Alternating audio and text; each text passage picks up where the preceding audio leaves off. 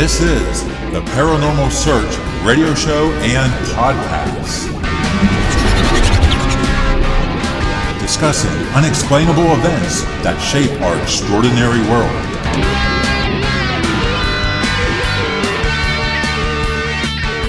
Three, two, one, fire!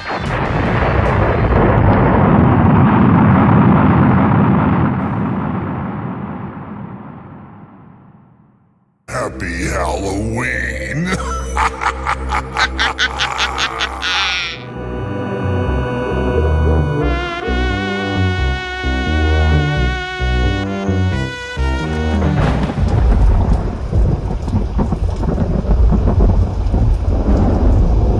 Hey, hi everyone, my name is Jeremy and I am your host for the Paranormal Search radio and podcast.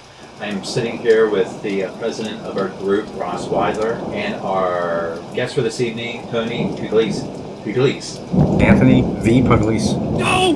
He is a full-time customer service worker. He's an investigator, researcher, writer, and author of a book of poetry and has published in small press magazines and anthologies.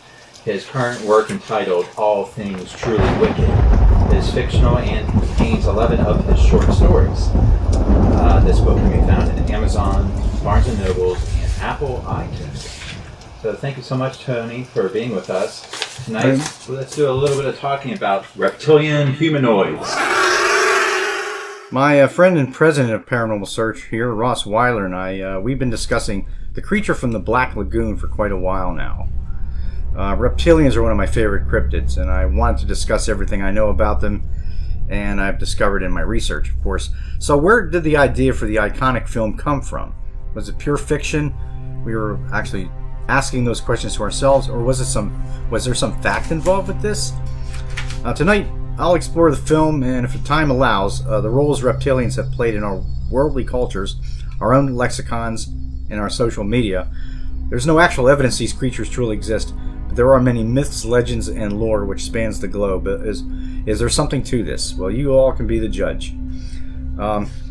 We see that anthropomorphic reptilian races or beings are commonly appear in fantasy and science fiction. For any of you gamers out there, they can be based on various reptiles: crocodiles, alligators, snakes, dinosaurs, and dragons.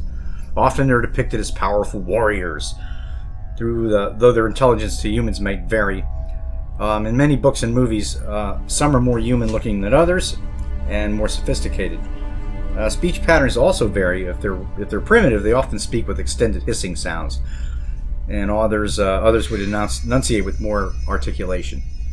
Like science fiction films, some reptiles resemble animals. The Lizard Man of Bülow in 1930 by Francis Flagg is one example. Another would include Star Trek Episode 18 called Arena, in which Captain Kirk battles a lizard, the creature called a Gorn, which is a very popular episode, one of my favorites. The Drax from the film Enemy Mine with Lou Gossett Jr. is another example. And the television franchise V, which featured beings called the Visitors. They were lizard-like aliens who came to Earth in great ships, disguised themselves as humans, and they promised friendship and technology, but their nefarious intentions and true identities were discovered, and a battle for supremacy ensued. But where did all these other stories, where do these stories come from, including The Creature of the Black Lagoon, The Shape of Water, films of that nature? Where do they all come from? Do you know the first movie that has a reptilian humanoid? There have been many in the past. In the 1950s and 60s was The Alligator People, Creature from the Black Lagoon, of course all those sequels that were spun from that one, Revenge of the Creature, and The Creature Walks Among Us. There was one movie, I don't remember the title of it, but they were aliens who were reptilian in appearance and had slitted eyes, and they would have these needles come out of their fingers, and what those needles did was secrete alcohol, and whoever they would pierce with these needles would be drunk or anesthetized. I wish I could remember the name of it. It was a classic. I used to see it on TV all the time, but there were many films that incorporated reptilian beings. This Island Earth, the aliens were sort of reptilian in appearance in the 1950s. Trying to think of The Shape of Water, of course, is one of the very popular films by Guillermo del Toro. Oh, and Hellboy, where the alien or amphibian man, Abraham Sapien, as he was called in the film, a very intelligent, somewhat reptile, but he was more, I think, amphibian than reptile. But yeah, there were many movies that incorporated this particular theme. What about you, Rossi? Can you remember anything when, as you were a kid, that had a reptilian humanoid walking around? Never. Never? Never. Never? Never. Never. Never? Never. Never. Well, you've seen Creature from the Black Lagoon. The guy saw him coming out of the Amazon River, and this is how the movie got started with the Creature of the Black Lagoon. Because he gave what he saw to this woman who designed the suit for that movie with Ben Chapman in it. So he also was seen in the Ohio River attacking a woman back in 1960s. But yeah, like Ross said, did the story inspire this compelling classic? I believe it did. Yeah, now the creature story was the brainchild of Maurice Zimm, an American radio, television, and film writer. He was born Maurice Zimring in Waterloo, Iowa in the U.S. His career transitioned to several film projects until he began developing the storyline for The Creature for producer William Alland, who had been developing an idea about a half-man, half-fish creature. After being told about a legendary creature by the Mexican cinematographer Gabriel Figueroa, who happened to be at a dinner party at Orson Welles when he mentioned it, Zimm produced a 59-page story treatment, and which was developed into a screenplay by Harry Essex and Arthur Rose. And in the plot line, scientists track a prehistoric gill man in the South American jungle. They capture the mysterious beast, but it breaks free.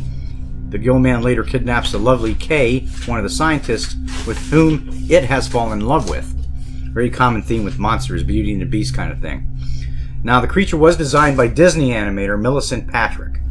She was an actress, makeup artist, special effects artist, and animator who died February 24th, 1988 at age 82.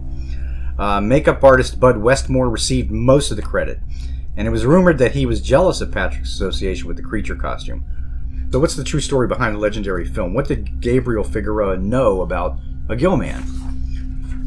Well, it seems that at the party with Orson Welles, he described a creature that he knew that lives up in the Amazon.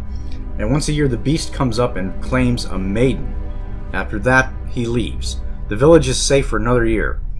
Now, he knew everyone thought he was joking, and he insisted that this story was absolutely true, that he could produce photos, and this and that. Was Gabriel truly joking, though? Well, where are the photos he mentioned anyway? Plus, none were ever produced, and he died years later. The subject never came up again. So, but if we're talking folklore and everything in regards to this creature, there's much about it. Anybody in this room know anybody who's ever said they've seen anything strange, a reptile man, or anybody out there ever think they've ever seen a reptile man or something like that? They're seeing them down in Mississippi. Yeah. There was a fisherman who was out in his boat. He seen this thing come off of the shore, walk into the water, swim, go into a cave that was full of water, and go down under, and he said it resembled the Creature of the Black Lagoon. Okay? So he paddled his butt out of there. He wasn't going to stick around and see what was really going on, so he left, and never to return again. But he did report it to the sheriff. Well, I'm glad you brought that up. I have lots of information about those particular sightings. Let's go to Lee County, South Carolina. Anyone ever heard of the lizard man of Scape or Swamp? This was first mentioned in the late 1980s. Okay, the purported sightings were, and damage was attributed to a creature that yielded a significant amount of newspaper and radio television publicity at that time. It began much like, it was a media frenzy. There was a cult following. Several people, however, believed that the story, started to wither after time, like stories always do. And then they changed drastically under skeptical scrutiny. Like saying something to somebody's ear, and suddenly the story changes. It goes down the line. But on July 14th, 1988, Lee County Sheriff's Office investigated a report of a car damaged overnight while parked at a home in the area of Browntown outside of Bishopville, South Carolina, on the edges of the Scape or Swamp. Now, that car had tooth marks and scratches with hair and muddy footprints left behind. The story coalesced into a lizard man in the swamp somehow, and 2 weeks prior to that story, a 17-year-old local reported to the sheriff that his car was damaged by a creature he described as green, wet-like, about 7 feet tall, with 3 fingers on each hand, red eyes, skin like a lizard, and snake-like scales. According to the witness, he was driving home from work one night, from the night shift at a fast food restaurant. His car got a flat tire. After he fixed it, he saw the creature walking towards him. He got in his car and he began to drive, but the creature was soon on top of the car. Now, when he applied the brakes, this caused the creature to roll off the car, and the witness escaped. Now, coverage by newspapers and media resulted in increased attention for his claims, and a local businessman started selling Lizard Man t-shirts, and the local Chamber of Commerce encouraged the media attention. Now, they said it was good for the community, so everybody kind of loved this story. They kind of brought tourists and everything. Now, the increase in newspaper and media publicity, that prompted further reports. The area soon became a very wide tourist attraction for visitors and hunters everywhere. The local radio station even offered a $1 million reward to anybody who could capture the creature alive. Now, on August 5th, an airman stationed at the Shaw Air Force Base, he filed a police report alleging that he had encountered a lizard man on Highway 15, and he had shot and wounded the creature. He presented several scales and a small quantity of blood as evidence. He recanted his story about 2 days later, and he said the witness had hoaxed the whole sighting in order to keep the stories about the lizard man in circulation. Reports of the creature gradually declined at the end of the summer. Local law enforcement officials speculated that the sightings were likely to have been caused by a bear. I don't know where they got bear out of scales and whatever. But in 2008, CNN mentioned the lizard man legend again in a story about a couple in Bishopville, South Carolina. They reported damage to their vehicle too, including blood traces. The blood traces were subsequently found to be from a domestic dog, though the local sheriff suggested it might have been a coyote or a wolf. And in 2015, a television station featured photos and videos claimed to be Lizard Man, allegedly taken by unidentified individuals. In August 2017, South Carolina Emergency Management Division sent a humorous tweet. They said, regarding possible paranormal activity during the solar eclipse that passed over the area, hinting that people of Lee and Sumter counties should just remain vigilant for sightings of the Lizard Man. So they're trying to make a correlation between Lizard Man and these eclipses. The Kentucky Lizard Man, he was seen in the tiny town of Stephensport, Kentucky. That sits on the Ohio River, facing the border with Indiana.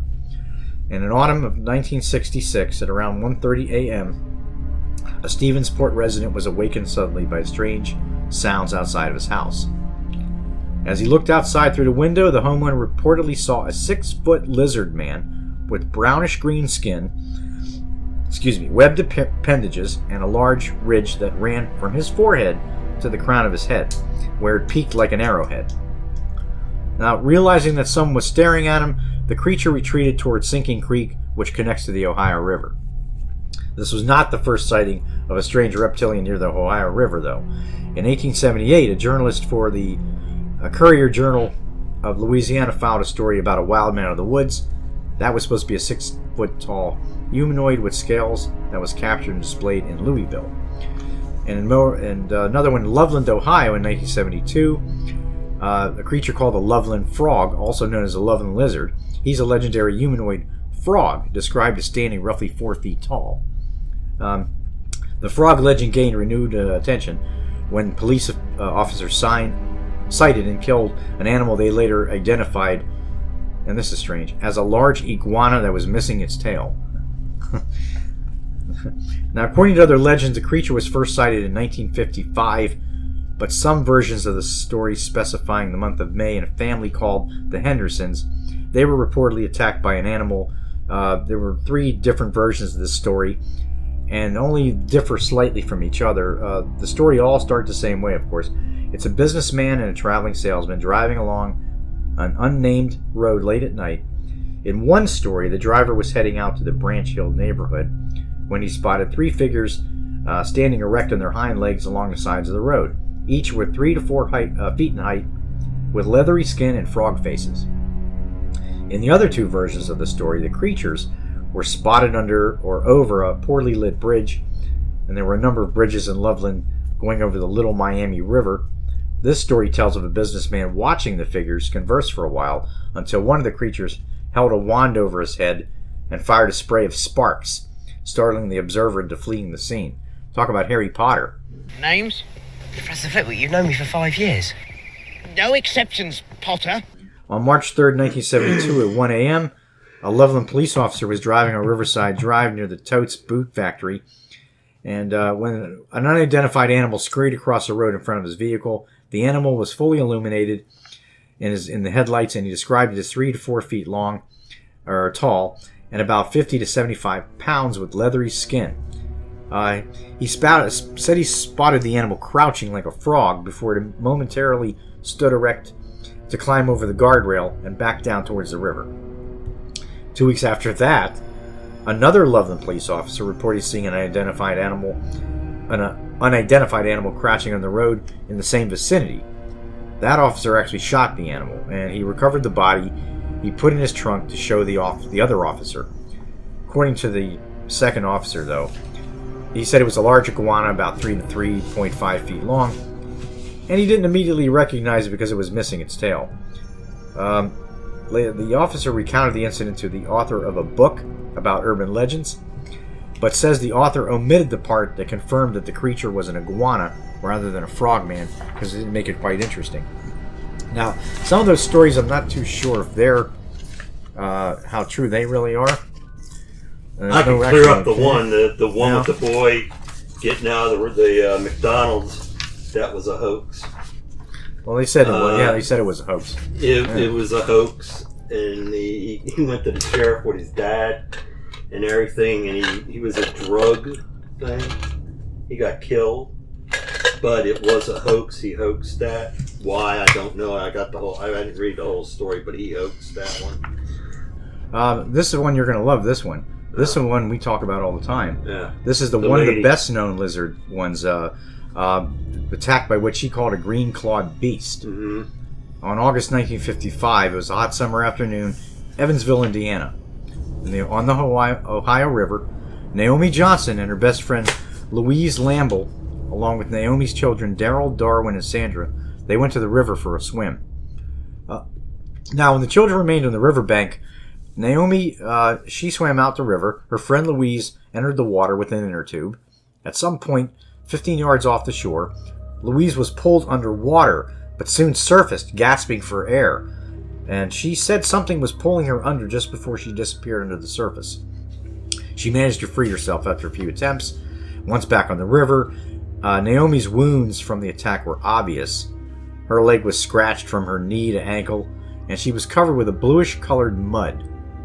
When medical help was summoned, they tried to clean her leg. They could not remove the bluish stain on her leg, which they reportedly took several days to fade, she said. While no one really got a good look at what attacked her, but she reported that the creature had a green-scaled body and hairy three-clawed hands. Sounds a lot like a creature.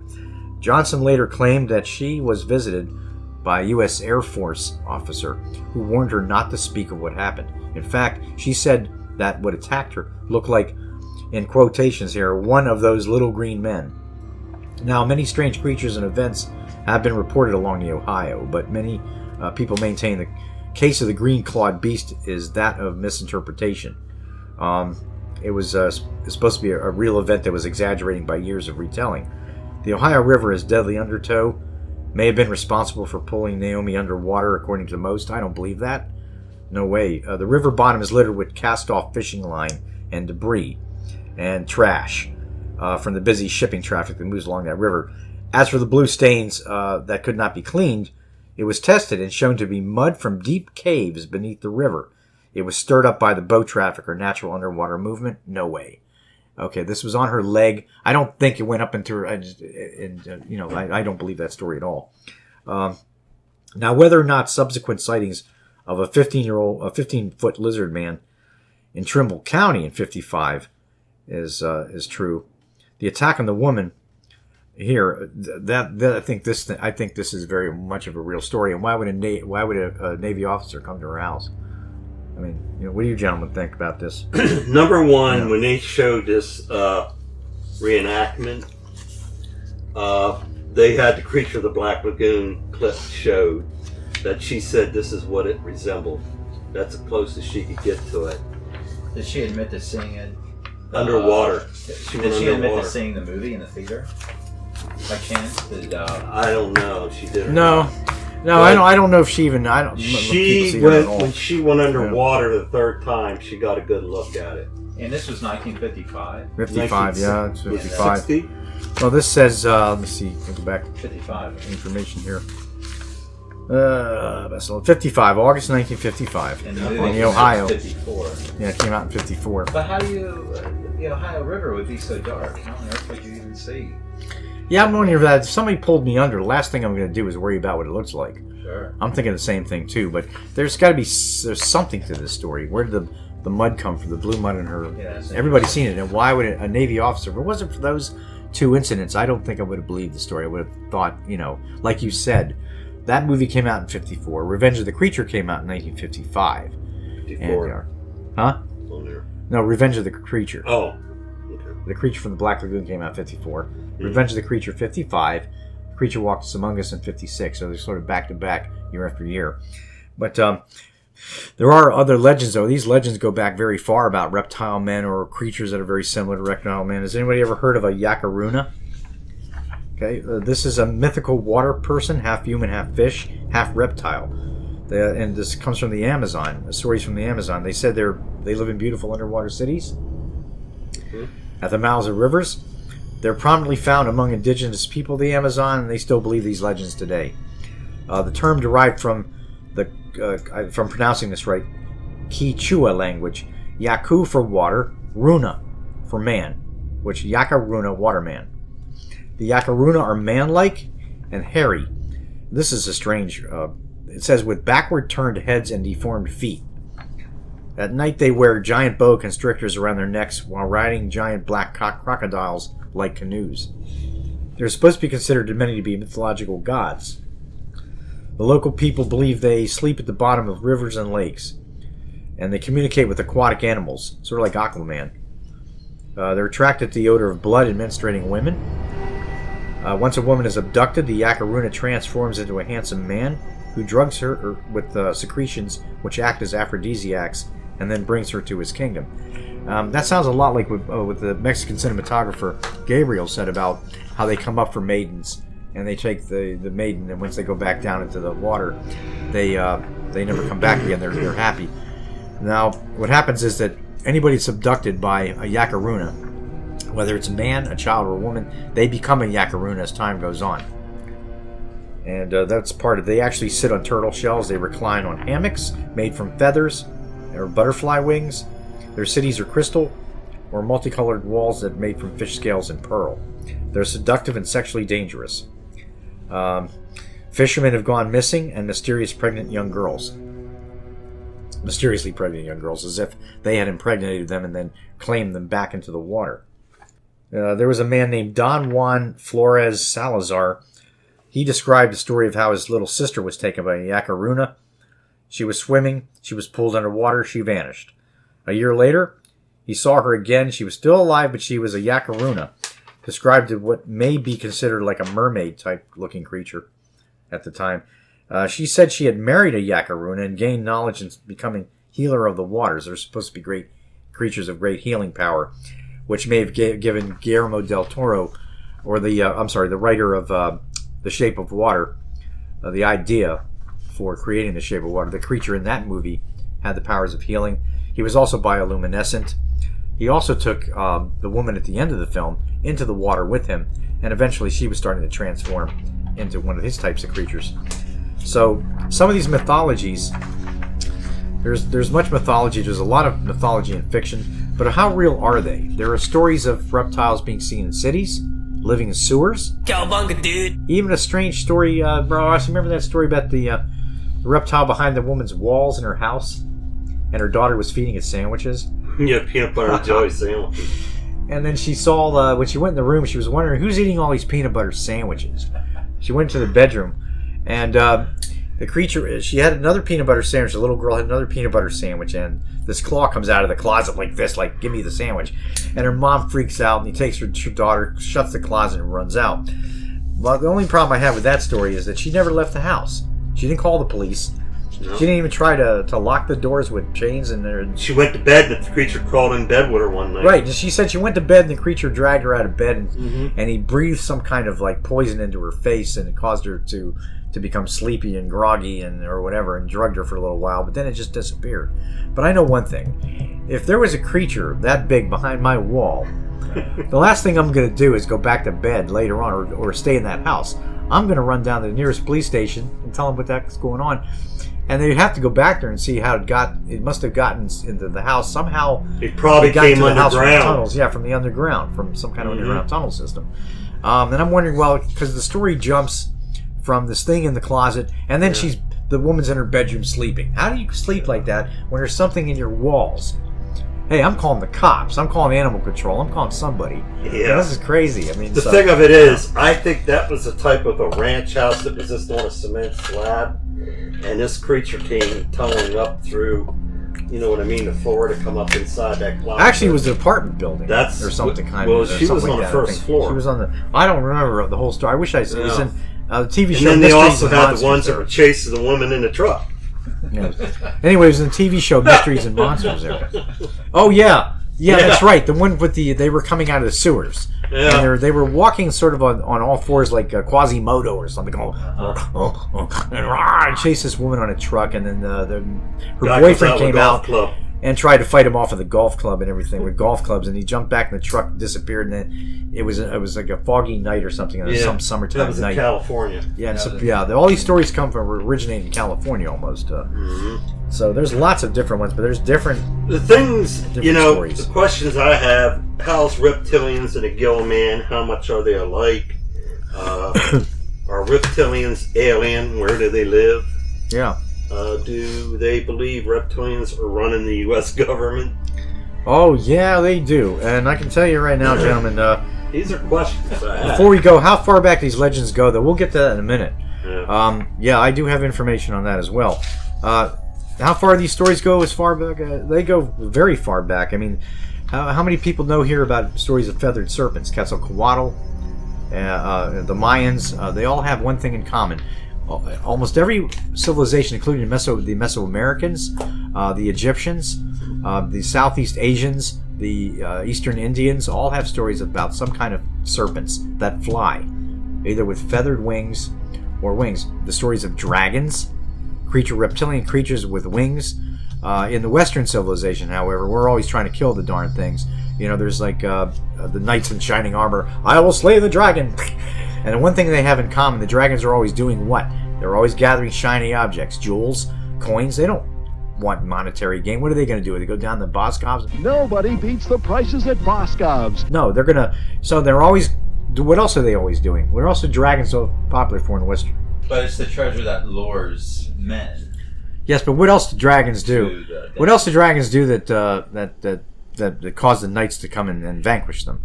Usually capture a maiden. That's correct. And what do these reptilians all have in common in some of the folklore and some of these other stories? They're always grabbing women and sending them into the water. What is it about human women that they're interested in? And where do these stories about dragons actually come from? Is it true that we're talking Chicago now. Yeah. We're talking Chicago. They're having dragons, owlmen, humanoids. And who are seeing these? Women. Mostly women. I got the book in there from Lauren. Yeah, but are they coming to the women's houses and trying to make love to them? They're mostly outside. Or taking them as brides? They're outside. Yeah. So we know about Quetzal. We know the feathered serpents. We know that they also took maidens. They were the Mayans, the Aztecs, the Toltecs, the Incas, all had that in common. But each one of those creatures were feathered serpents with different names, which I can't pronounce. Kukulkan. He was for the Yucatec Mayans, and there's one here, Kuzamats and Tohil among the Quiche Mayas. Means precious holy snake or precious holy twin. The feathered serpent is considered allegoric to the dual nature of the deity, which being feathered represents his divine nature to fly, and reaches the skies. The Mesoamerican deities are most interesting ones out of it because it's the closest thing to what that. But how far back do they really go? Well, why don't we try the Bible? The serpent and the tree. When we think of serpent, we think of what? We think of a snake. But the serpent was not a snake. He did not become a snake until after he tempted Adam and Eve, and then God punished him to crawl on his belly. On thy belly thou shalt crawl for the rest of thine days. The Lord God said to the serpent, because you did this, more cursed shall you be than all cattle and all the wild beasts. On your belly shall you crawl, and dirt shall you eat all the days of your life. The serpent had arms and legs. But where did the word serpent, when you think of that, what type of creature was this? Was he a reptile man? Was he like the creature for who Browning's and Ben Chapman's that played them in the movie? Or was it some kind of other creature? How did it start out? How many people here know about, I know there may be people out there who could be religious, so we don't really want to offend anybody, but I was raised as a Catholic, and then I studied a lot of other religions too as well. But some of these religions all have the same thing in common, that there were beings in the heavens that were cast down on earth. Okay, and that would be the fallen angels. Don't mistake them for demons, because fallen angels and demons are two different things. The dark angels cannot possess bodies like you see in The Exorcist. Power of Christ compels you! Dark angels, angels themselves are created from fire. That's their element. And what does fire have something close to do with? What do dragons do? They exude fire. They breathe fire. They use it as a weapon. They take maidens. They like to collect shiny objects like a lot of animals do, especially some types of reptiles and stuff, and amphibians and birds and so forth. Not to get off the beaten track here, but you can probably go all over the place. In the Jewish angelic hierarchy, though, angels were cast down to earth. One of those classifications, there are many classifications of angels: cherubim, seraphim, principalities, Gregorians, I can't remember all the dominions, and so forth. Now, the devil himself was supposed to be a seraphim. The seraphim are called the burning ones. And because we are made from earth and they are made of fire, the element of fire, God asked them, the angels, to revere man above all his creations. Well, Satan said, the devil said, I'm not having that. I says, we were created first. We should be revered, not them, which is why he was cast down to the earth. The first thing these angels did when they were cast down, some of them made love to the human women. They took them as wives because they thought they were beautiful. And they created creatures called Nephilim. But anyway, getting back to the seraph. Seraph in some languages translates to serpent. And they're not these gorgeous angels that look like Fabio with blonde hair and brown skin and 6 wings. These creatures had multiple wings, feathered serpents. They were serpentine in appearance, which is why this word seraphim came from serpent. So if there was one of these creatures in the Garden of Eden, whatever the garden was, whatever Adam and Eve did to get God angry, this creature was in the garden with them. And this creature allowed itself to be tempted by the devil in order to create it. Now, what do we call the devil as well? The devil is called many things. He's called the serpent. He's called the dragon. So, how far back do these reptilian stories go? Well, gentlemen, they go as far back as biblical times. They go far back, long before man was even created.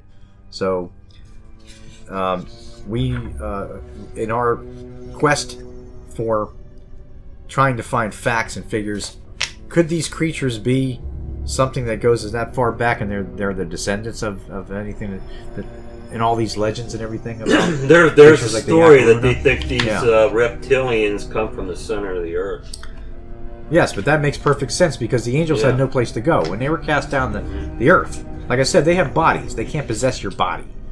The Nephilim that were destroyed during the Great Flood, they could not be saved by God. They were abominations. They were half human, half God, technically, the angels. Now, where do we hear about that? We hear a lot about that in Greek mythology. There's reptilian type stories in Greek mythology. There's stories of reptilians in Roman mythology and mythologies all over the world. Very similar stories, which was why it was so easy for Greeks and Romans to convert to Catholicism and Christianity, because the stories about a man dying on a cross and being resurrected, and beings coming down to earth and making love to human women wasn't a far cry from what they already believed. So, they had Zeus, they believed in all the gods and everything. So anyway, now we were mentioning about conspiracies. Some of these creatures, if they were earthbound, could have been, if some of these angels were walking around earthbound, or whatever you want to call them, angels, or however you want to see it. You don't have to see it in the way Catholics see it or the way any religion see it. But if they did become advanced, it's possible they could be here in the center of the earth, and they could be living in caves, they could be living in sewers, they could be living anywhere. There may be several types. Just like not all people are smart, not all these reptilian things are smart either.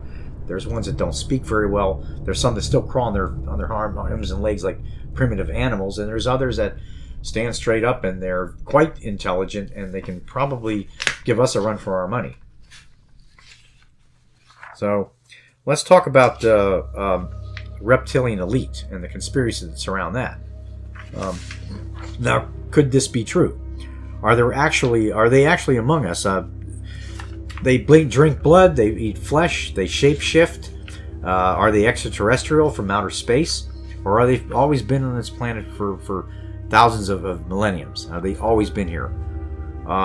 They're humans. Their only objective is to enslave the human race, according to conspiracy.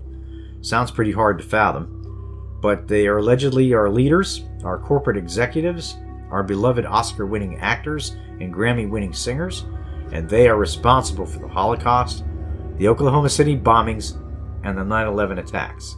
These reptilians? Yes. Former BBC sports reporter David Icke, I don't know if any of you have ever heard of him. Yeah, David. Okay, he's a conspiracy theorist and he's a New Age philosopher. He became the poster human for this theory in 1998. He published a book called The Biggest Secret.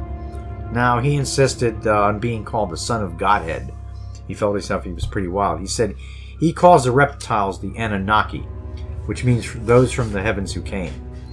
He says the reptiles have controlled humankind since ancient times, and he has earned the dubious title of Paranoid of the Decade in the 1990s. Now, he written other books too. The David Icke Guide to Global Conspiracy, and he also operates his own website. His theories have supporters in up to 47 counties. He's given lectures to crowds of up to 6,000 people. A poll of Americans in 2013 by the Public Policy Polling indicated that 4% of registered voters believe in what he has to say.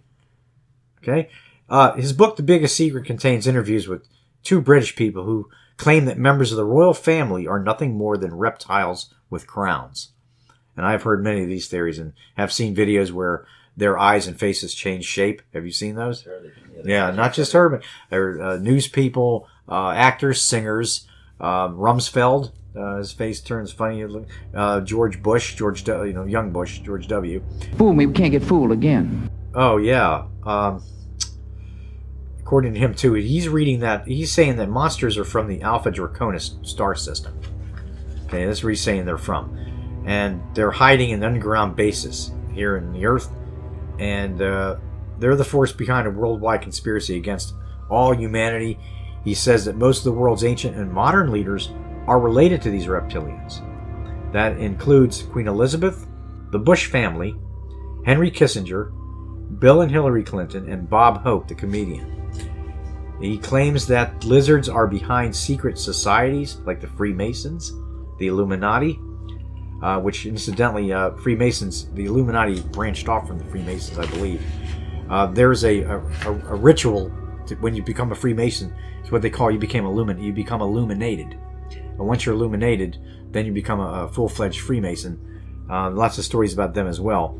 So the Illuminati, both of these organizations have been around for hundreds of years. And it says that relatives like the other relatives, the Rothschilds, they're a wealthy Jewish family originally from Frankfurt that rose to prominence in the Holy Roman Empire in the 1760s. They said, of course, the British Roman family and the Merovingian dynasty. They're a ruling family of the Franks. They reigned from the middle of the 5th century until the year 751. They're mentioned in Dan Brown's novel, The Da Vinci Code. They're said to have allowed Sarah, the daughter of Jesus Christ, and Mary Magdalene to hide within their family and become part of the bloodline. And now the descendants of Jesus live among us today, but I suppose too that also includes reptilian individuals as well. So that's a lot of pretty much what we got. Conspiracy. My book right behind. Yeah. How does the ancient alien theory fits into all this? There are God only knows. Theories out there that these ancient reptilian aliens manipulated the DNA. Well, I think you're referring to the Anunnaki, but they're never pictured as really aliens. And some of the legends about fish creatures, there are creatures called the Oannes. Let me find my material here. I did write something as folklore. It's good that you mentioned that. All right. Here we go. That's one of the oldest legends, by the way. The Oannes of Mesopotamia. They were very similar in appearance in artwork to the Anunnaki in the Sumerian language, in the Sumerian religions. The Oannes were supposed to be an amphibian race. They taught mankind wisdom. They were very much like the Anunnaki, like I said, except the Anunnaki came from the stars. These creatures lived in the ocean and have been here for millions of years. They have the form of a fish with the head of a man beneath, much like modern-day mermaids or merman myths. They once came up from the Persian Gulf, and they instructed man in the arts and sciences. The Oannes are still the focus of worship today, and the artwork can be viewed. They can be viewed in artwork, sharing scenes in early Catholic and Christian artwork and frescoes. There are beliefs indicating that their existence is being hidden in plain sight by the Catholic Church, that they know about these creatures. The mitre, the hat worn by the Pope, it strikes an uncanny resemblance to a fish head covering of the Oannes god still worshipped today by other religions. The mitre resembles a fish head with a mouth open. So they compared it with the picture of an Oannes, an artwork, and you see a big fish on his head with its mouth open. Looks very much like that. The Bible mentions the Tower of Babel, and incidentally, was also built with the assistance of the Oannes. So they've been around for quite some time. In Egyptian culture, reptilian's deity named Sobek, he had the head of a crocodile. He was depicted with similar traits. He was aggressive and animalistic. In South Asian and Southeast Asian mythology, the Naja are semi-divine creatures which are half human and half serpent. And of course, we've already mentioned the feathered serpent. And we also mentioned how far back they go. If you guys have any questions at this point in time, I'll try and answer them, because I think we've covered quite a bit here. Now, are these things real? Who knows? Pretty sure my co-host's brain's going around in circles on this. Yeah. I mean, there's lots of material. Like, I've got all this information is everywhere. You can find it. You can look it up. Yeah, keep it. Yeah, all this. There's so much. There's a plethora of books. There's a plethora of information on the internet about this stuff. Whether these creatures are from outer space, Earth, or both, or whether they're connected is unknown. Are they primitive? Well, pretty much. They're still primitive Earthlings. We still have primitive people running around the world that don't. They're still carrying spears and wearing loincloths. Very few of them are driving. They don't drive cars, and so why not have a race of beings that are still primitive living on the Earth? Have they been exiled here? Or is that why they're living in caves and lakes and ponds and still trying to grab maidens because no one's actually getting away? And what is their interest in human women? Why human women? Don't they have females of their species? Are there males and females of the species? There's reports of people killing these things over the centuries, but there's no proof. There's no bodies. No one has any scales. There's no blood, and if there is, it's been hidden from us. There is something somebody knows something about these things to do these lakes, and it's an underwater camera that a lot of investigators today are starting to use these underwater cameras to go through these ponds and stuff to see if there is any creatures in these ponds. It's being used down in Lancaster right now, because they're getting music coming from the pond. What? So music? What do you mean? Yeah, elaborate. It's like a music sound, like Indian drums and stuff. From the pond? Yep. You mean under and they're the taking water? in a camera and going underwater to see Oh. if there's anything on the bottom of that pond that could cause this sound I effect. think you got a bee in here. So, huh? You got something. Oh, it's a big fly. Never mind. No. But like I say, if there is amphibious creatures living in our ponds, And they're in rock bands. He's being humorous. Do you think you ever listen to Fish? Yeah. Fishbone? But I think they're spelled PHISH, like as in fishing, like in a computer fish for information, yeah. But in folklore, reptilians have existed since the beginning of storytelling. Pretty much. They've existed a lot longer, and I didn't think of that because we think of angels, we see like people see cherubs in those little in paintings that they're depicted as little cute little chubby little children with wings, and in Valentine's Day and everything. But cherubim were actually very powerful angels who in fact also looked very much like the Sumerian Anunnaki depictions. They were huge, powerful angels with wings of great wings. Now, whether they're really wings or some kind of exhibition of power that emanates from their bodies, I don't know. The seraphim were supposed to be some of the smartest angels, and they had the most wings. The devil himself had pipes built into his body for music. He was most revered by God. God did not throw him into the pit as once believed. So supposedly these fallen angels are still walking around the earth. They can't possess bodies. The Nephilim can do that. The Nephilim are disembodied spirits. yeah, I don't think we have to worry as much possessed. about these Yeah. creature things anymore. But what I'm learning from different shows that I listen to on that radio there, these guys are talking about alien invasions. That aliens are the thing that's going to do us in. Well, is it quite possible they are in the Draconius? If they are in the Draconis star system, then we're probably in a lot of trouble because they're probably highly advanced civilization of reptiles. Yeah. Okay. So, according to this article that's written by Mental Floss, 7 traits humans inherited from reptiles. Dun, dun, dun. Their brain is one of them. It's our yolk sacs. Yes. When we're embryos, a relic of our egg, laying past, hangs in the womb with us, a yolk sac. Just like the bird and reptile eggs, these sacs provide embryos with nutrients. We have resilient skin. It might not look like it, but our skin developed thanks to a reptilian battle with the elements 300 million years ago. Reptilians evolved a new kind of skin to deal with the dry air on land, a watertight barrier and dead skin cells. So that's a similarity we share with them. The hair on our heads. So reptiles beat you to the punch and grew hair first. So apparently reptiles were sporting some style and hair. Don't forget that we have mammals did. a reptilian brain too. Mm-hmm. Before the convolutions grew around them. A Thrinaxodon, a burrowing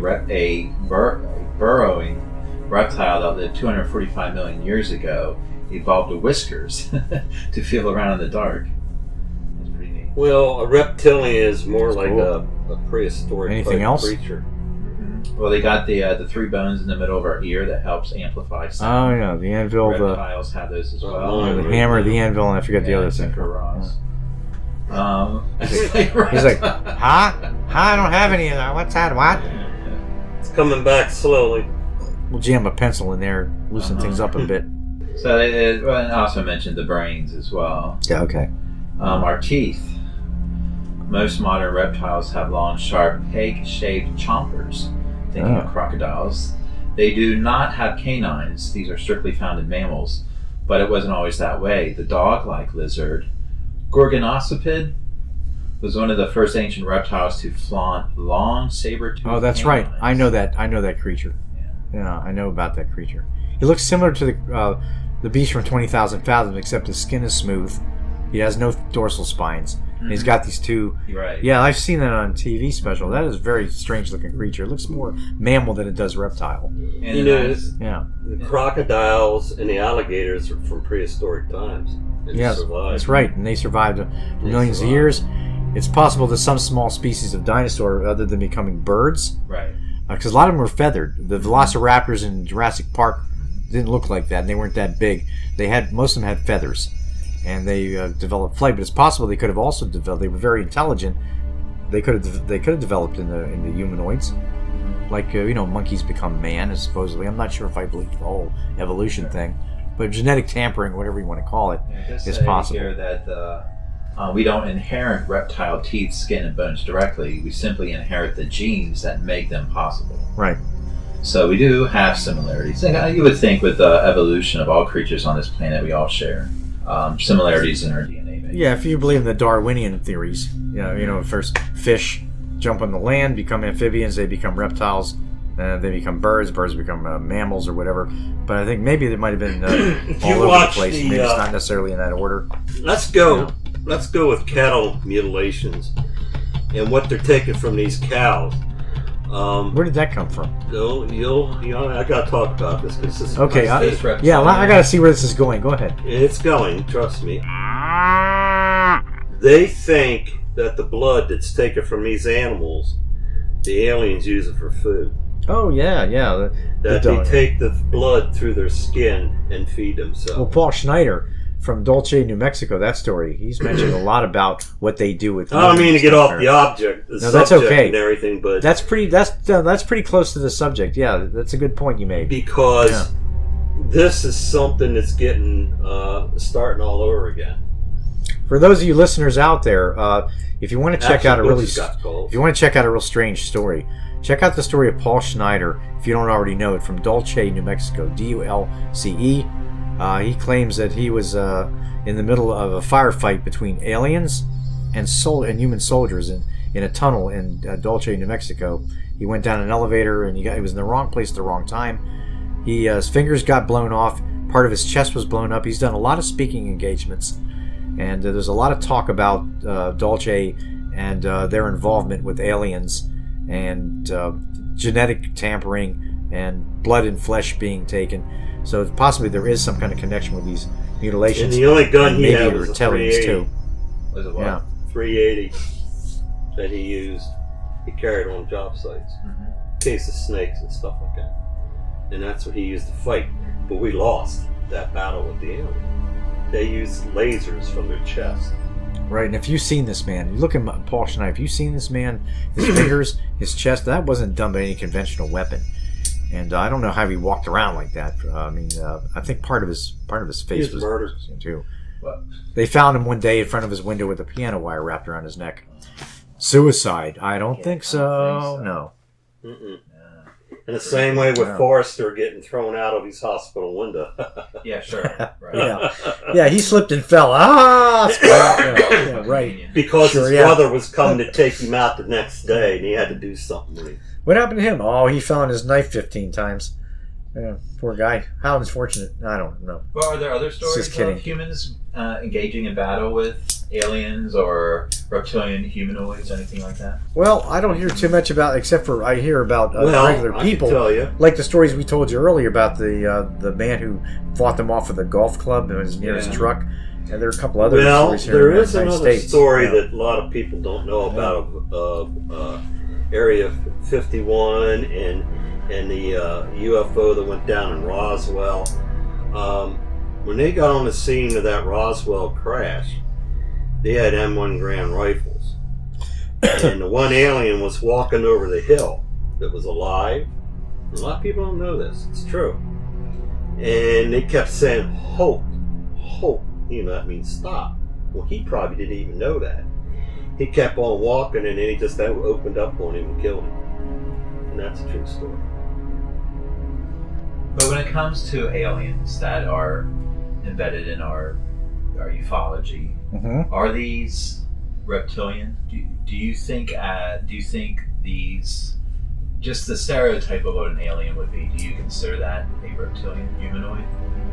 Or according to David Icke, they're different? They're supposed to be different, but see, I go as far back to the fact that whatever the angels were, whatever they were, however they conducted themselves, when they were supposed to be shapeshifters. They can live among us as shapeshifters. They walk right by, you wouldn't even know who they are. These reptilians supposedly have that same power, and 12 million Americans know the United States government is run by lizard people. Okay, they know. Okay, but they never said which members of the government are the reptilians. But they know, in quotation marks, the United States government is run by lizard people. and they don't. And I'm saying, well, okay, let's piece together the latest groundbreaking research about this and find out.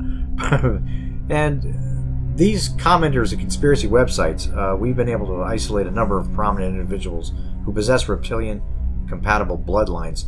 UFO Chick writes, David Icks, we're talking about him. Of course, he's a reptile theorist. He said they will not become a reptilian unless a reptilian entity inhabits their physical body.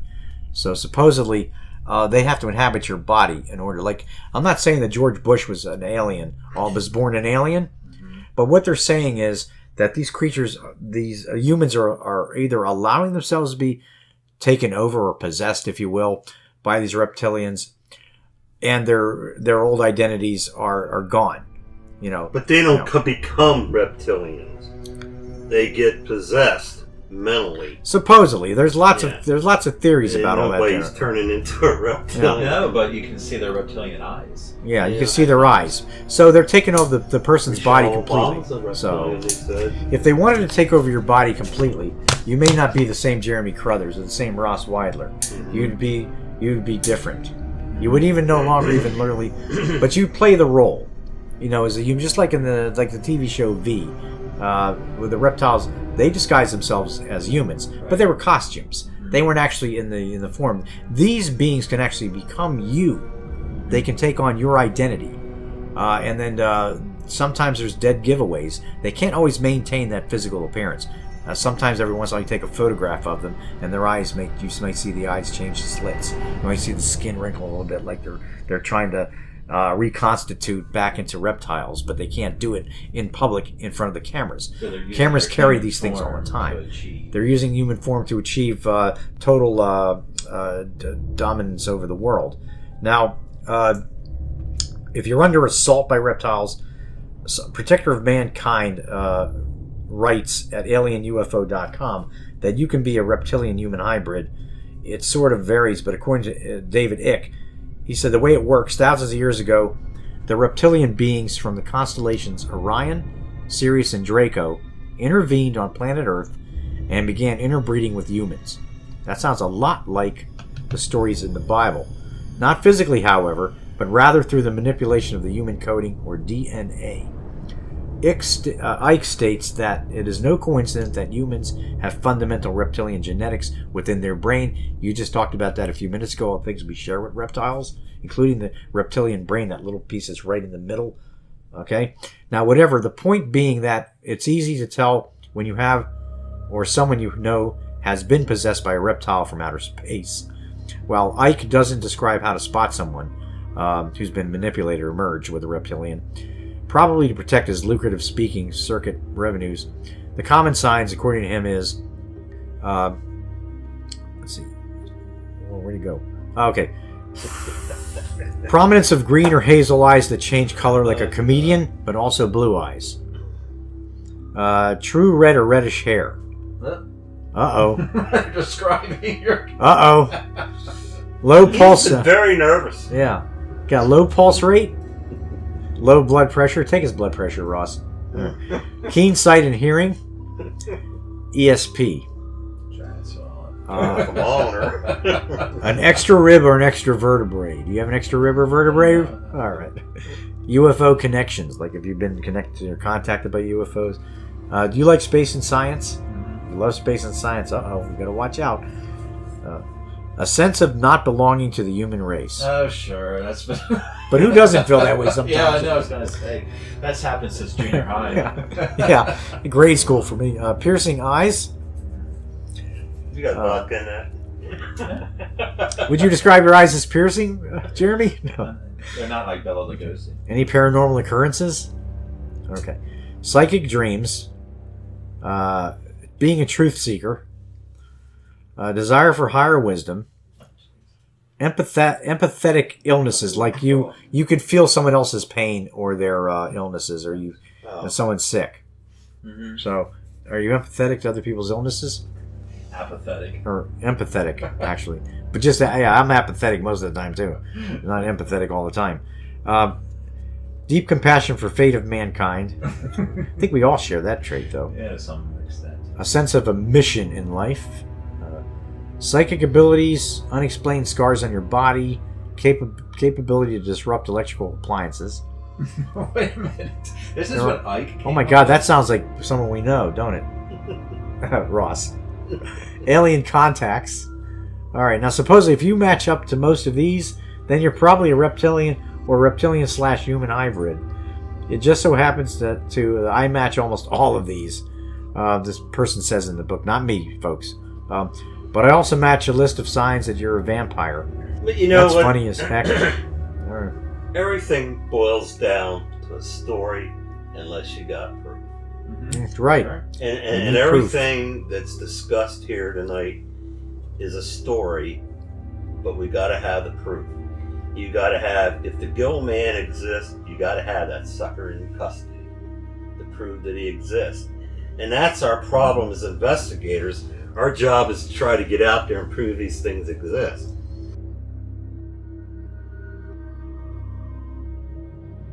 Thank you so much, Tony, for your time. And how do people find you online? Well, I can be found on Facebook, and my book can be found, All Things Truly Wicked. The whole idea, there's like 11 short stories in it. The premise is that bad things happen to good people. Sometimes good people can become bad things. The characters within the book will find themselves confronting horrific threats and will walk the line between daylight and shadow. In their desperation to find solace, security, or an easy way out of their internal hells, many will acquiesce to the supernatural tormentors, becoming one with the eternal darkness and are changed forever. All things truly wicked start from innocence, and within these pages, the once innocent become the truly wicked. And that was taken from a quote from Ernest Hemingway from his memoirs, A Movable Feast. From Sophocles, he writes, "The soul that has conceived one wickedness can nurse no good thereafter." And Friedrich Nietzsche says, "He who fights monsters should see to it that he himself does not become one." And I hope everybody enjoyed hearing about reptilians. There's lots of material on the web about it that you can find. Lots of books you can read on it. It's quite interesting stuff. And if you can believe it or not believe it, you guys be the judges. I'll be bringing out my book. It's going to be a reference book on all creatures that are investigated. I think it'll be a very good book to bring out as soon as I can get it finished here. I'm almost done with mine. And my name is Jeremy, and I can be found at jeremiahcrow.com, where there's a plethora of strange music, and my oddities collection is on there.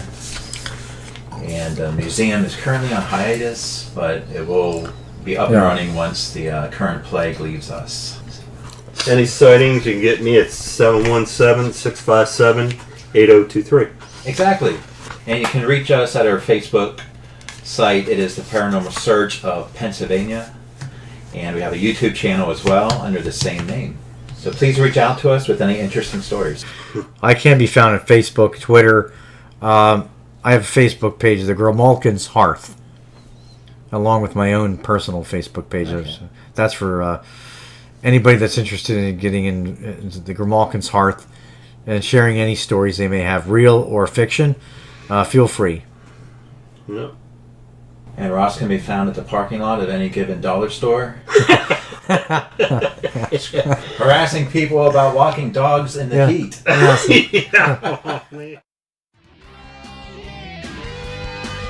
Thank you for joining us this episode. If you would like to attend our monthly meetings, you may do so by visiting the Lower Paxton Municipal Building in Harrisburg, Pennsylvania. We meet the second Wednesday of every month between the hours of 7 and 9 p.m. Please visit our Facebook page, that is Paranormal Search of Pennsylvania. There you will find links to our YouTube channel and website.